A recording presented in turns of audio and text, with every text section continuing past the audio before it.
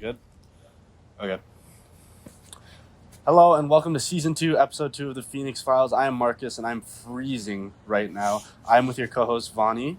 Hello. Introduce yourself a little bit. My name is Bonnie, and I'm a third-year Bachelor of Science student, and today we're going to be discussing performative authenticity.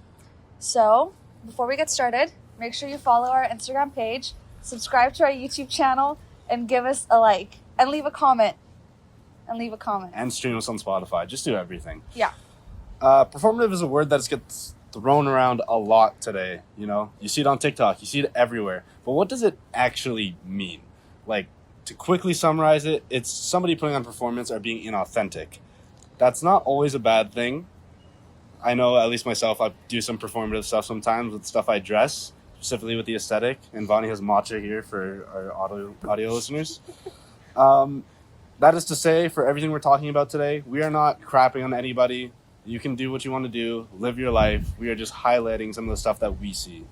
Yeah. But today we're going to be focusing on performative authenticity. So, performative authenticity is when you try to appear organic and genuine, often in ways that's still curated.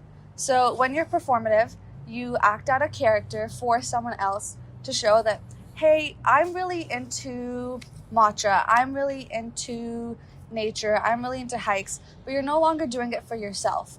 You're doing it because you think it looks cool and because it's popular and because it's trending on your For You page. So, there's nothing wrong with that, because to find your true authentic self, it takes work. It takes trying out different things, and it takes new experiences. And in order to know what you like, you have to try it at least once. So performative authenticity, and it's kind of like a paradox. You're trying to appear genuine in very scripted scenarios, like social media, in real life, or even art. You're trying to act out something in spaces that can never be genuine. Yeah, social media is like the biggest thing that's a part of this. Mm-hmm. Like, I'm sure people have done it forever before cell phones were a thing even, but social media has really ramped it up. Even people just posting stuff in their stories, whether it be what they're thinking about or just random photos, or going to the most popular place, going to Aritzia to try something on, just putting it on their story and not actually buying it. The big super puff. Yes. Everyone wants to go take a photo with it. I kind of want a super puff myself, I can't even lie. Yeah. But like, where did this start in our current context with it trending? The first thing that popped into my mind was the girlfriends like dressing boyfriends up. Mm-hmm. But I thought of something, and I did not tell you about this, but I did write it down in the script. Okay. If we go back, 2017, Hype Beasts, Supreme, Bape. Mm-hmm. Everybody in middle school knew a kid that had like the Bape zip-up hoodie that goes all the way up. I was talking about it the other day. It's like you just can't see. You can't look out of it, but for some reason everyone's wearing it. Gotta do it for the drip. Yeah. But Supreme box shirts, just everything that was like Hype Beast fashion 2017, I'd honestly call that all performative, because I don't see anybody today wearing those brands, at least widely. Like, I think people wear Off-White, which is like a little bit more respected designer. Essentials too. Yeah. But like Supreme, I've never seen anybody wearing a Supreme shirt or having a Supreme brick. I don't know. Anything that's carried over from that time, I would just say crossbody bags. Like, when I was in middle school, everybody used to have, like, Champion crossbody bags. Oh, the Champion hoodies, too? Yeah. I remember begging my mom for one of those, and I wore it once. Oh. It's a little bit of a waste of money. Yeah.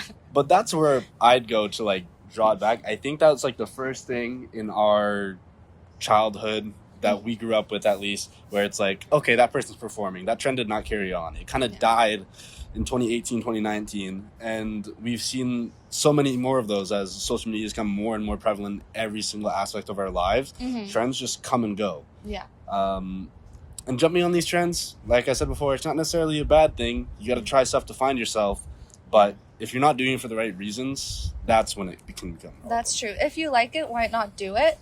But if you do it and you absolutely hate it and you continue doing it, then what's the point?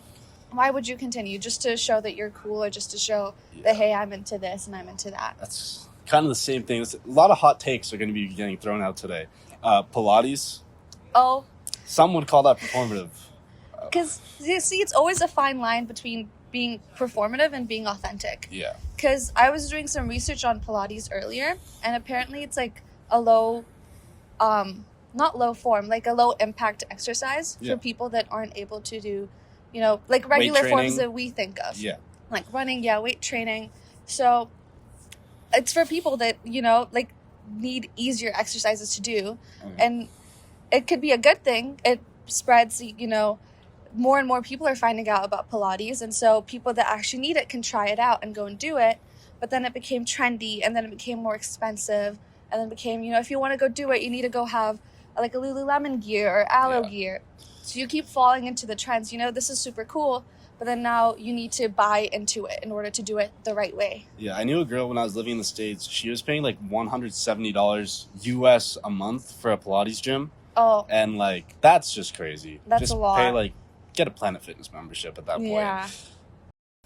Are you guys interested in live music? Come check out the bi-weekly Jazz Jam every other Tuesday at The Well from 6:30 to 9 p.m.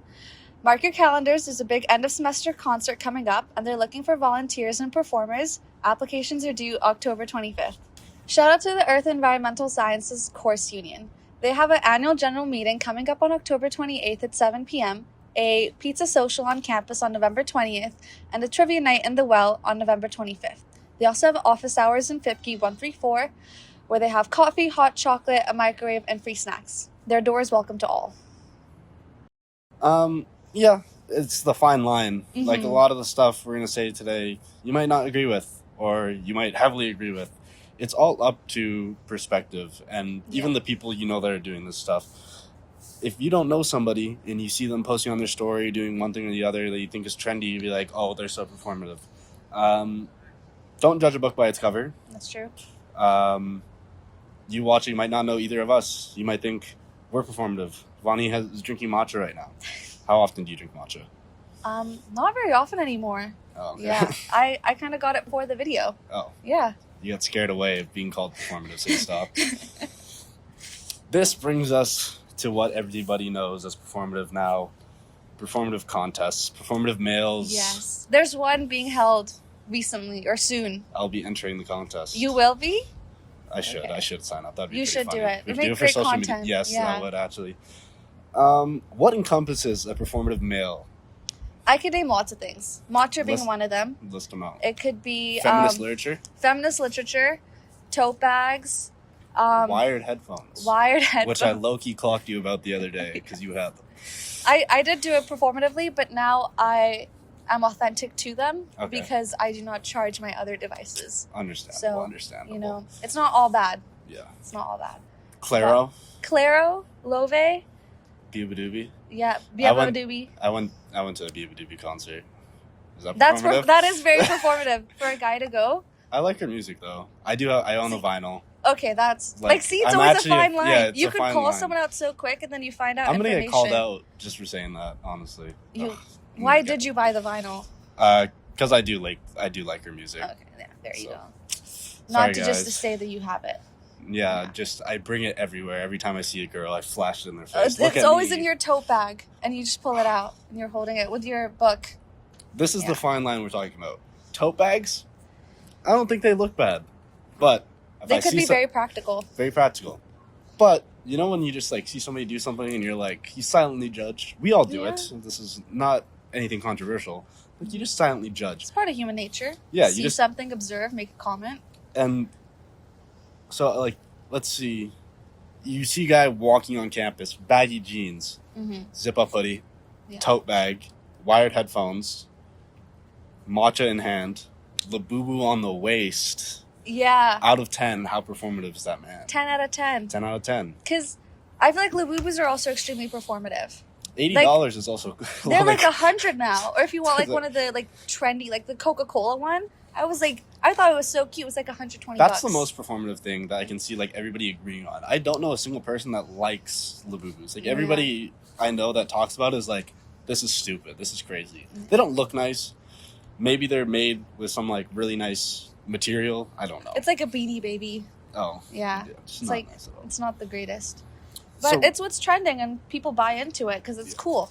What do you think about the performative male? I don't know if it's a trend, but it's being discussed a lot on platforms like TikTok and stuff. Like Yeah. girls making jokes about it, or even guys making jokes about it. Mhm. What are your thoughts on those people commenting on it and honestly feeding into the cycle of what's going on? I think it kind of like when it first started out, it was extremely funny that like you see a guy on the street or you see a guy on social media and you notice that he's performative. Yeah. And at the time, no one was really saying anything about it. But then we kind of made a word for it. We gave it the word performative. And then we started seeing so much content about it on social media.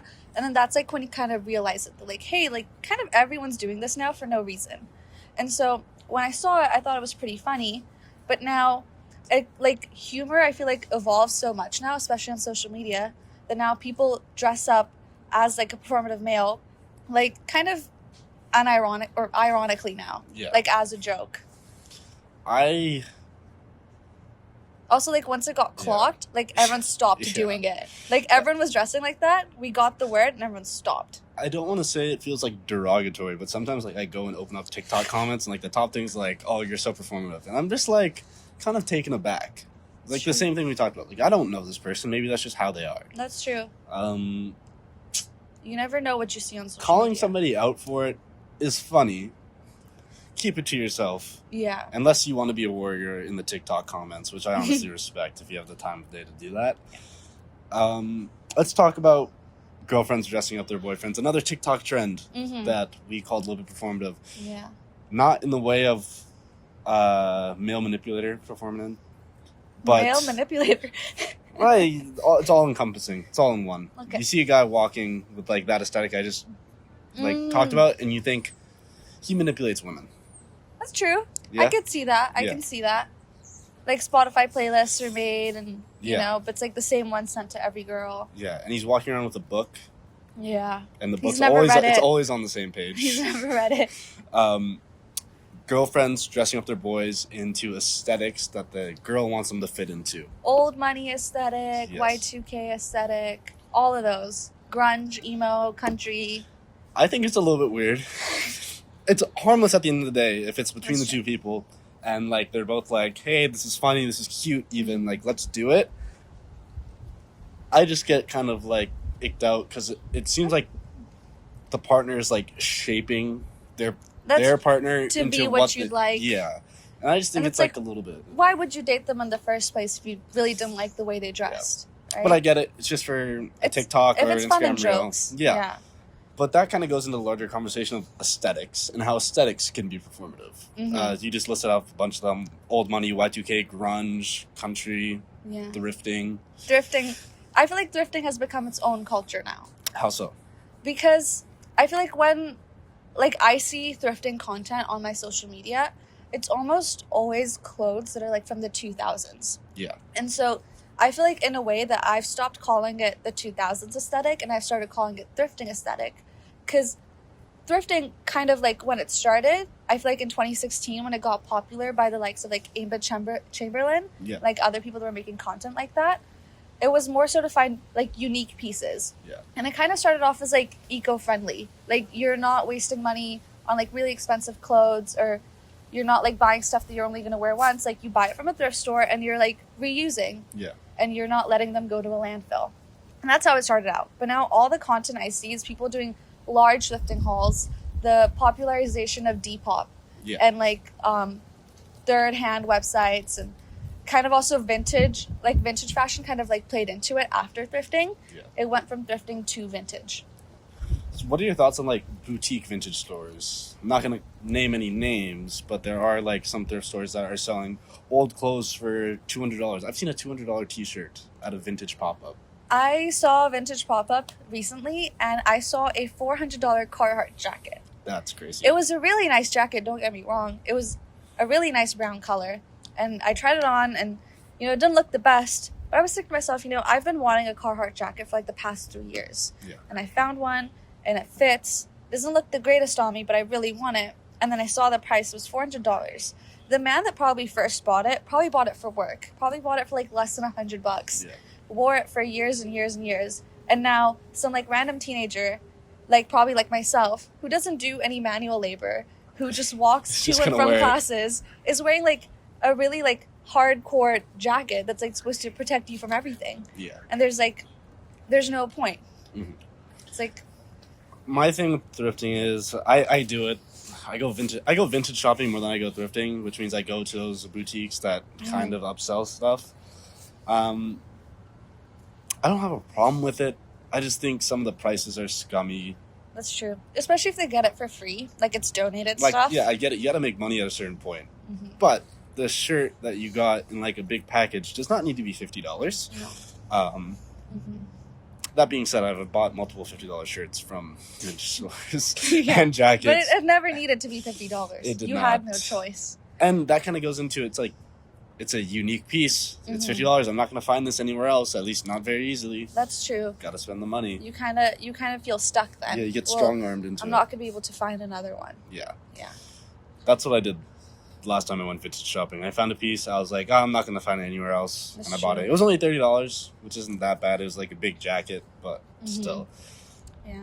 It's just like, it's kind of funny now because with thrifting, it kind of started out to like for people that can't afford to buy new clothes, that there's somewhere for them to go and find clothes their size. Mhm. And then people started going thrifting. And then I've seen people like buy like so many like items of clothing that are like not their size and like tailor it and hem it and like make it fit themselves, which is, there's nothing wrong with doing that, especially if it's like sewing is a hobby for you or you're trying to become a tailor. But then at that point, you're just taking away clothes from people that really need it. Yeah. And you're probably making like thousands of dollars off of social media. And you really don't need to go and take like an item of clothing from someone that probably needed it more and probably couldn't afford something else. Yeah, when we think of vintage and like Y2K aesthetics, a lot of it ends up on social media, and like a lot of the fashion accounts I'd say revolve around those esthetics. Mhm. Would I be correct in saying that? I would say so. Yeah. I feel like I see a lot of Y2K on social media.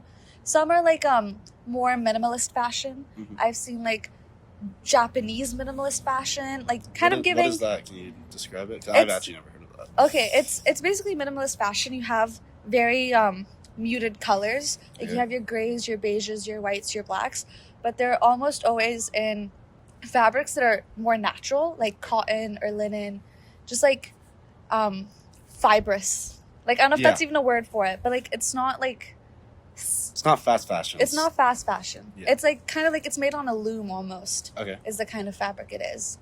And I feel like with today, with like fashion, we're like giving different styles names of like different cities. So like Okay. there's like Stockholm fashion, Japan fashion, Harajuku Japanese fashion. So there's like you're giving like styles different names of cities and places, when I mean sure people in these places might dress like very differently from other people like around the world, but at the same time, like if you're living in like I don't know, New York, and you like pull up and say like, you know, I'm gonna start wearing Japanese fashion, like with like no rhyme or reason, with like no way how you got there, then it's like I would say that's performative. Because how did you get there? What made you make this choice? Did you think, oh, it was cool? Did you think, oh, it was sustainable? Did you think it was ethical? Or did you just think, oh, it's popular and it'll make me seem cool? Yeah. And that goes back to like, you got to do this stuff for the right reasons. Like, Mhm. I probably like when I was in middle school, I would wear stuff to be like, oh, like I'm stand out, like I'm different. Yeah. Like, oh, this can make me look so cool. Mhm. But now I'm just like, if I like it and if I think it'll look nice with like an outfit for myself, I'll buy it. Yeah. I don't buy like fast fashion types of clothing, Mhm. like stores like H&M and stuff. They produce a lot of the stuff that you would see on these fashion Instagram pages, and Yeah. then it's easier for people to feed into it like that. Like they don't have to go out of their way to to find go. something. Like I remember thinking camo was like super tacky until like a couple years ago when it came Oh. like back so hard. And Yeah. now I own like a lot of camo pieces of clothing, Hmm. so maybe that's permanent on my part. It depends, because it's also like you can like something now and feel like it's authentic to yourself, but later down the line, you might not like it anymore, but that doesn't mean that you never liked it. Yeah. That's also another part of it, because we can call out people on the internet and say, hey, you were wearing this last year, and why aren't you doing it now? Well, people's styles change, people's opinions change, like wardrobes change, especially someone who's constantly on social media. Like, honestly, I feel like they're never the same person as they were like last week. Yeah. And with that, let's double back to music. Music taste, at least for me personally, is something that changes quite often. Like seasonal for me, like I'll change it up. Like I'm not listening to My Chemical Romance in the summer. That's like spring vibes. That's true.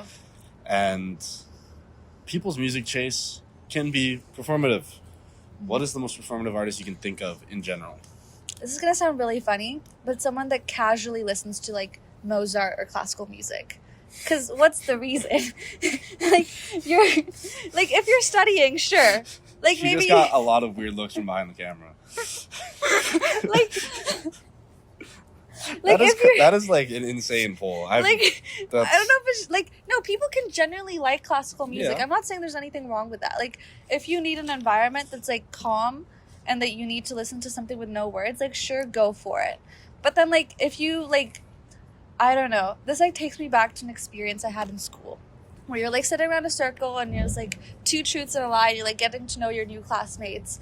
And then it's like, my favorite artist is Mozart. And that's not a lie. Yeah. Like, what do you mean that's your favorite artist? Like, out of everyone you listen to, you have Spotify Premium. Out of everyone you listen to, it's Mozart. Yeah. And that's your favorite. I'm like, in a way. Yeah. Okay. I kind of understand. Like, does that make sense? Yeah, I understand what you mean. Like, you could name anyone in the world. Yeah. But you name a classical piano artist. Yeah.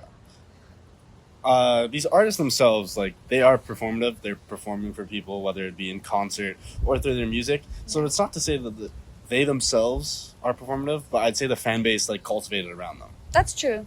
Like Daniel Caesar just did his pop in Vancouver, and I saw that. So many, like, TikToks. I was so jealous. Like, I really wish I was there. Performative, like, funny TikToks being, like, just laying out we talk about, like, Y2K outfits, like, on their floor, like, so they're ready to go. Like, with the pants and then the shoes. The shoes are propped up. Like, getting ready for the concert in case he pulls up. I've seen those.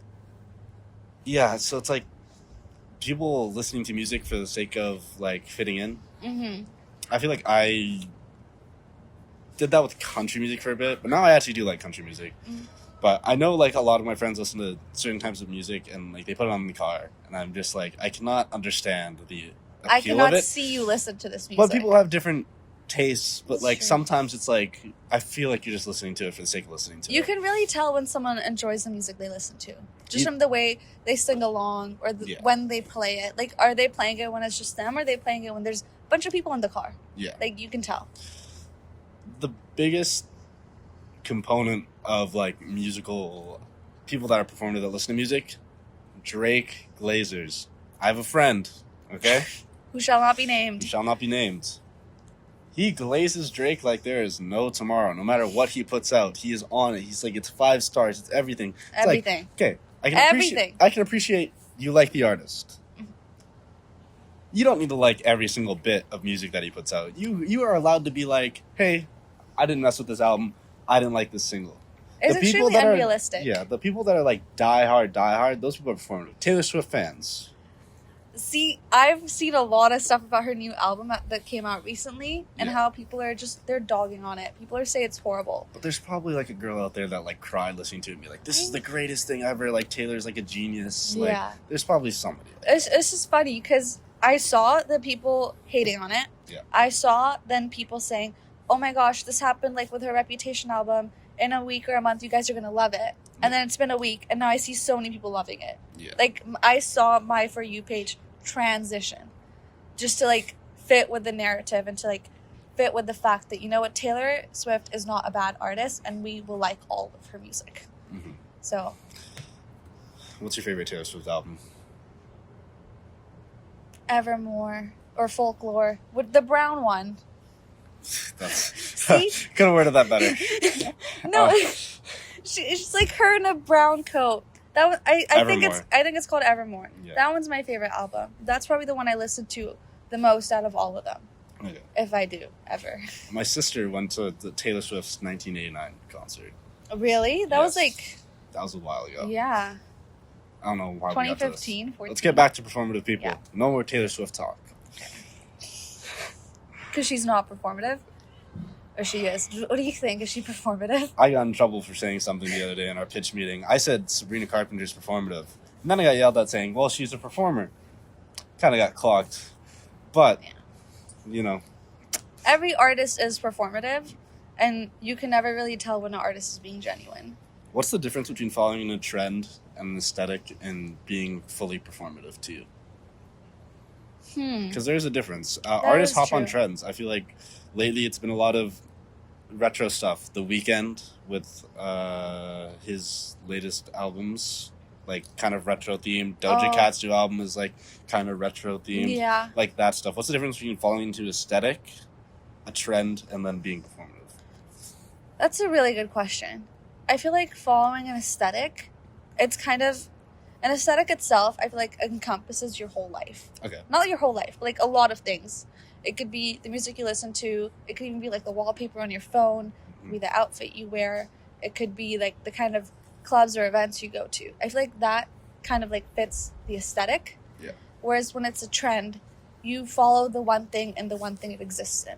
If it's, if it's a certain type of clothing, it's a certain type of pattern, you will stick to that pattern. You won't and you'll only incorporate it in your clothing. You wouldn't incorporate it elsewhere. Yeah. And then, what was the other one? Like Trend. What is aesthetic. being performative? What's the difference? What's the difference between that stuff and being performative? And performative authenticity itself. I feel like the difference would be is that you continue doing it even though you hate it. Yeah. If you followed a trend, if you followed an aesthetic, it's because you like it. Have you ever fallen into that? Being like, oh, this thing's like cool, it's trendy, I need to get into it, and like later down the line I would say, realize. yeah, I definitely have. Can you give us an example of that? Like, one of the first ones would be the Champion hoodie. Like, Okay. that's one of the first trends I fell into. And then I got the hoodie, I begged for it. I wore it once, and I hated the way it looked on me. And I thought it was a really cool hoodie just by looking at it. But then, not the film camera. Okay, I have to defend myself. Okay. Side tangent. Pause. I started doing film photography. Yep. Started doing film photography, forgive me, in the 8th grade. Because I saw it on social media and I thought it was cool. I got myself a camera. And then I was like, it takes nice pictures. I enjoy doing it. I've never been good at photography. I would not say I'm a great photographer at all.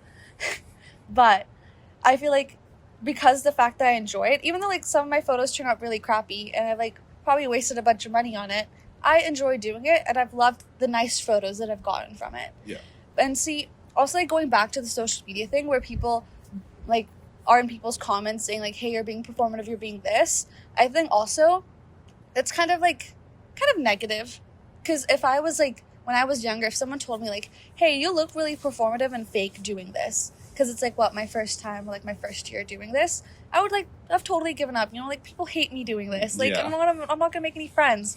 And then I'd stop, and then I would stop doing something that I now enjoy. Yeah.